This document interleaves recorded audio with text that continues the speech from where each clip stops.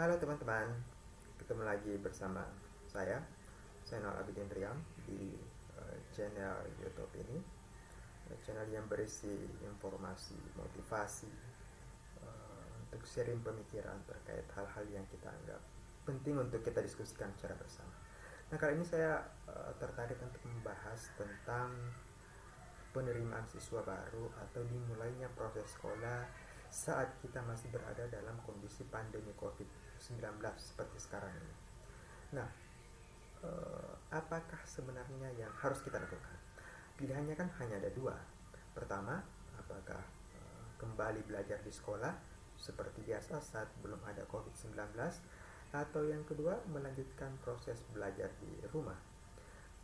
Kita ketahui memang bahwa selama ini anak-anak sudah cukup bosan gitu ya dengan belajar dari rumah karena mereka cukup jenuh.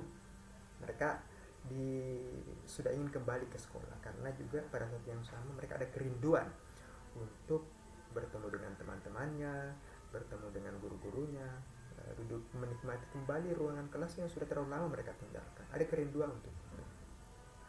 Di sisi lain, di daerah-daerah perkampungan, daerah-daerah pelosok, belajar dari rumah tentu ada hambatan serius karena belajar dari rumah itu kan biasanya membutuhkan koneksi internet yang stabil ya untuk mengirim tugas.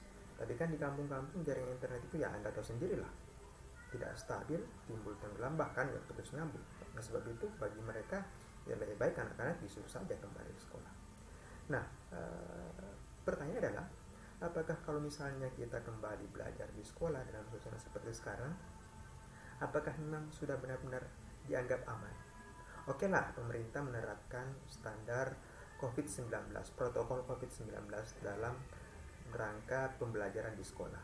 Tetapi apakah itu benar-benar bisa menjamin keamanan? Belum tentu. Kalau saat proses belajar di dalam ruangan kelas boleh jadi karena ada guru yang mengawasi kan, sehingga akan ada physical distancing di situ, akan ada jaga jarak, pakai masker dan hal-hal lain yang dianggap sebagai bagian dari protokol COVID-19.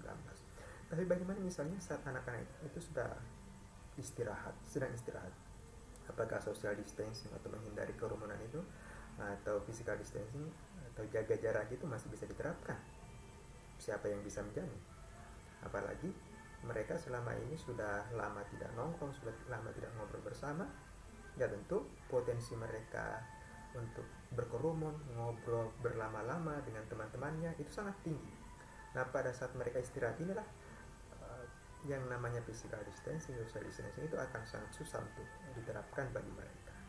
Nah, dalam kondisi seperti itu ketika terjadi kerumunan, maka tentu potensi penyebaran COVID-19 itu akan semakin besar.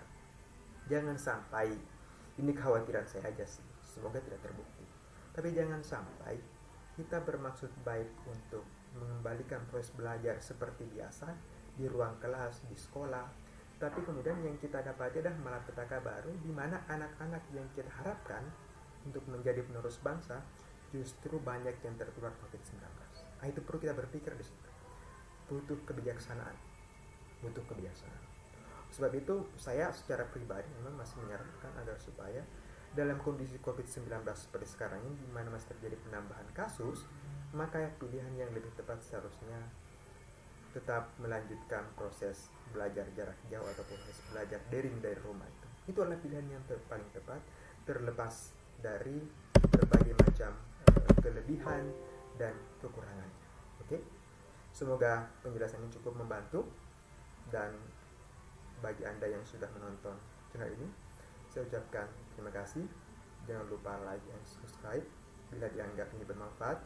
See you. Bye-bye.